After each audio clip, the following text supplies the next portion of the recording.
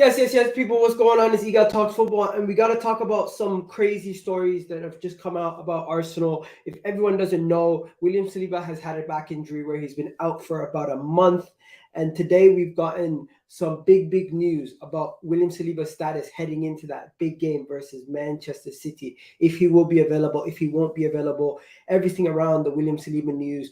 We're gonna get into it right now. Also, we've also heard some news about Wilfried Zaha being linked to Arsenal, and of course, an update on Reiss Nelson's contract. And what did Pep Guardiola say? Did he say it's almost over? We're gonna talk about what Pep Guardiola also had to say about Arsenal. But right now, do me a favor: if you're watching on the playback or you're watching live, hit that like button, hit that subscribe button, and let's get straight into the William Saliba injury update. Let's get straight into it. And if you guys don't know, this update today came from the Mirror. The Mirror were the first people to break this one today, and we're gonna get into what they had to say about the Williams injury update. Because in my opinion, it's very strange. It's a very strange update because they're saying William Saliba might be willing to risk his further injuring himself in order to play for Arsenal for this remaining running of games. Yes, reports are coming out that he might be willing to further injure himself just to play in these upcoming games. Now, I know it sounds ridiculous, but that is what they're currently saying is what might happen. And I'm just going to put it on the screen for you guys to see what the article actually says, so you can hear directly what it says in this article. Now, just 1 second. Let me go and show you guys. So yeah, William Saliba is ready to play. He's ready to play. My brother, first time on the channel. Big up to you from Hargeisa, Somaliland. Big up Arsenal winning the league, inshallah. Inshallah, brother, we do win the league. I really appreciate that. But yeah, let me just show you guys this. This is the story, ladies and gentlemen. This is the story of the day. This is the story of the day. Like, if William Saliba is ready to play versus Manchester City, we will find out in the next couple of days. But stories like this make me believe that he's a little bit better than we actually think he is. Now, first things first, it sounds a little bit crackly. What's going on with the sound? Oh, is my mic not? Which mic is on? Oh man, what about now? I thought my mic was closer. What about now? Can you hear me better? Okay. Big up, John, for letting me know about the sound. Only a bit though. Only a bit better. It's not all the way better. It's fine now. Thank you. So yeah. So William Saliba is ready to put his body on the line to play for Arsenal in the title race, despite the concerns over his potential injury. Despite the concerns that people might have, he's willing to put aside and to play for the Arsenal team. That right there is showing that William Saliba is hoping that he can set himself up and come back. Basically stating that he will, even though he's injured, he might be back in time to play for Man City, and he's currently back in the training ground. If you guys haven't seen, let me show you guys. If you haven't seen, there's a video out of with Mohamed Al Neni. Where is it? Right here. So Mohamed Al Neni posted this on his Instagram story with William Saliba training and him, and he's showing that William Saliba is on the elliptical getting ready. People are saying he looks okay, but what you have to understand about back injuries are something that one day you feel okay, the next day you don't. One day you think everything's all right, the next day you're not. So it's just one of those situations where we won't know how everything is until it's sorted. But for now, let me just give you guys let me tell you guys what it says. The Mail is understanding that it's a complicated what? The Mail is understood that the complications connected to his lower back are a problem that will kept William Saliba out, and Arsenal's medics are cautioning approach with his recovery. Sources are indicating that the injury is requesting day-to-day management, and inducing his recovery is not completely straightforward. Now, I'm not going to lie to you guys. I want to ask you guys a simple question. Do you think Arsenal would be silly enough to risk William Saliba's injury? if it was that serious? Do you think Arsenal would risk William Saliba if it was that serious? Like, would we be dumb enough to risk one of our best players? I don't know. I don't think we would do that. I don't think we'd be dumb enough to risk one of our best players to have further injury, to further injure himself, to further mess himself up in this kind of situation. But do me a favor, guys, hit that like button right now. If you are in the chat, make sure you do hit that like button, hit that subscribe button. But I'm just a little concerned about the William Saliba situation. Now, this is my thing on it. I don't think he's I don't think he's as bad. But the real question is, if you had a choice that William Saliba plays and we risk it because the title is worth the risk, or William Saliba doesn't play because the injury risk is not worth it. Let me know what you guys think in the comments. Is the injury risk worth it for Arsenal Football Club? Is it worth it for Arsenal? Is it worth it for William Saliba? Because the reality is, if William Saliba further aggravates his injury, this could be something that messes up his career for the rest of his life.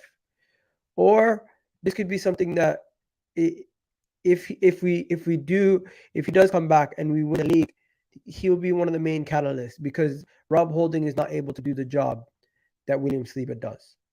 That is the reality, and everybody can see it. Everyone can see it. It's broad daylight. Everyone can see that is a situation. So I've put the poll question up. Let me know what you guys think in the comments. Now, we know William Saliba has been a problem, because if William Saliba was here, we would not have lost to West Ham. We would have had more control over the game. We would have had somebody who's able to defend against a high line. Rob Holding's not able to do that. Now, if he wasn't fit, he wouldn't be playing. He's not going to play versus Southampton. His first game back is probably going to be versus. If he is back, his first game back will most likely be against. I think he'll be most likely against Man City. It won't be against Southampton. He won't play against Southampton. That's for sure. He won't play at all against Southampton. That is for sure. So we don't really have to worry too much about that at all. Now, moving on to the Reiss Nelson article. If you guys don't know, there's been an article that's been going around about Reiss Nelson potentially getting a new deal. Now, reports coming out that Reiss Nelson's new deal is going to be around 35K. 35K offer to Reiss Nelson. I don't know if he's going to sign that. Reiss Nelson has plenty of options at this moment in time, with Brighton, Fulham, West Ham, AC Milan, all interested in Reiss Nelson. We're going to have to wait and see how things escalate from there. But at this moment in time, it does look like he has a plethora of options, and we'll have to wait and see who he ends up, what he ends up doing. Will he end up signing a new deal with Arsenal, or will he end up deciding to leave for his own career? Because to be honest, he hasn't really been given a lot of chances until this season. And even this season, he's not like he's starting week in, week out. Every time he's come on and he's made a difference, has been off the bench. And when he started in the Europa League, he hasn't really been as good. But it is what it is. These things happen. Sometimes players come in and they hit the ground running. They absolutely play you off the park. And sometimes you have players like Reiss Nelson who they never really end up cutting the mustard at their club. And eventually when they leave, you say to yourself, you know what, he's either a better player, or you realize why he never really got much time in the first place. I guess we're going to have to find out what Reiss Nelson ends up doing. Right now, we don't know where Reiss Nelson's going to go, which direction he's going to head in. But one thing I can tell you is, whichever direction he heads in, it will either be staying at Arsenal or going somewhere else. And if he goes somewhere else, he's most likely going to be starting. So I wouldn't be surprised if he leaves Arsenal at this moment in time. Now, moving on to the Wilfried Zaha story. The Wilfried Zaha story doesn't go away. The Wilfried Zaha story is quite interesting, in my opinion, also. The situation between Arsenal and Wilfried Zaha is getting hotter and hotter. Arsenal are once expressed interest in signing the Ivorian on a free transfer this summer. So reports are Arsenal are one of the clubs that are interested in getting Wilfried Zaha. I don't want Wilfried Zaha. I'm not really interested in Arsenal signing Wilfried Zaha. I think Wilfried Zaha is a player who's a little bit older, a player who's outside of what we usually would look for in a player with that and how they play off the ball defensively and how they would contribute in the team. I personally don't rate Wilfried Zaha as much as I rate some of the other wingers that we've been linked to in the past. I think Wilfried Zaha, if we were to look at him in the January window, maybe, but now going into the summer, I'm not really thinking that we should. I don't think we should pull the trigger on this. I think we should avoid this. I think we should go and try to get something more tangible, something more long term. If we're gonna go sign somebody, go sign an actual striker. If you want to replace Balogun or Eddie, don't go and get me Wilfried Zaha, because I think Wilfried Zaha is going to be another problem in a couple of years' time. He's not gonna really do anything for us. You see now, Pedro Neto, that's a good option. Imagine Arsenal signed Pedro Neto from Wolves. That's a good option. I rate that. Ivan Toney. I rate Ivan Toney. Those are good options. I don't know about Zaha. Personally, for me, I think Arsenal should stay away from Wilfried Zaha signing. One, he's going to probably want an absorbent amount of money. Two, he's not going to be ideally a winger that helps out and tracks back and does a lot of the work off the ball. And when he receives the ball, he's a person who likes to receive the ball to his feet and run at players. And he's a tricky winger. But guess what? Bukayo Saka is going to be starting week in, week out. He's most likely going to be reserved on the bench as a backup. How is he going to deal with that? We don't know. I don't know if Wilfried Zaha is the right option for us, in my opinion, ladies and gentlemen. Personally, for me, I stay away from Wilfried Zaha, and I say to myself, let's get ourselves somebody a little bit more long-term, a little bit younger, and a little bit more of a better profile for a team, a possession-based team like we are. Now, let's go to what Pep Guardiola had to say about Arsenal. Pep Guardiola on Arsenal, it's a cup final. If we lose this game, it will be over. Pep Guardiola admitting that the Premier League title race will be done if Arsenal beat Manchester City, which is pretty obvious.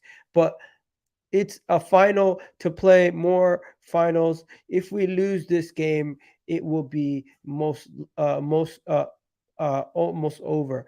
He adds that Man City team is where he hopes to be and close to Arsenal.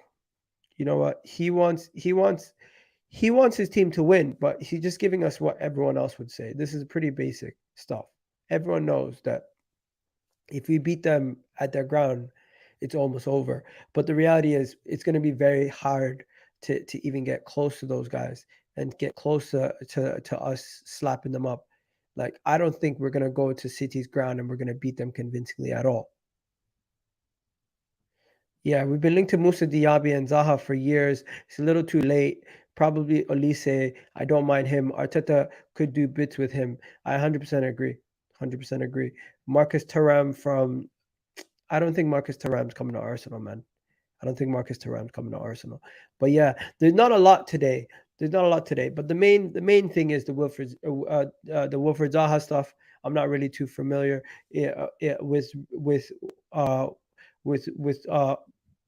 what we're gonna do with Reiss Nelson. It keeps coming up, but the main story is: do we risk William Saliba? And I ask you guys, would you guys risk William Saliba?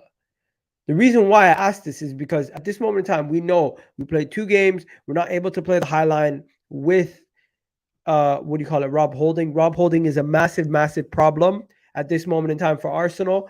We cannot go to the Etihad and expect us to even get a point with Rob Holding in defense. Rob Holding is a problem, ladies and gentlemen. I am extremely worried whenever we play with him because he's not able to recover properly. He's not able to have enough control of the ball to start off the games. We are weak in the back when we play with Rob Holding, where when we have William Saliba, you can see the difference that it makes. When we have Zinchenko, you can see the difference that it makes. When we have these players, you see the difference that it makes in this team when it comes to possession-based football, when it comes to recycling possession, when it comes to recovering the balls, when it comes to the pressure that we can ensue on teams on and off the ball. So, you know what? It is what it is. You know what? It is what it is. What are you gonna do? You got some Muppets in the chat. Anyways, I'm gonna wrap it up here. There's not much more to actually talk about today. So this is a quick little update. But hopefully you guys enjoyed the video. Hopefully you leave a like on the goddamn video. And hopefully you guys have yourselves a wonderful, wonderful day. I'm out of here. This is Eagle Talks Football. And I'm gone. Peace, people.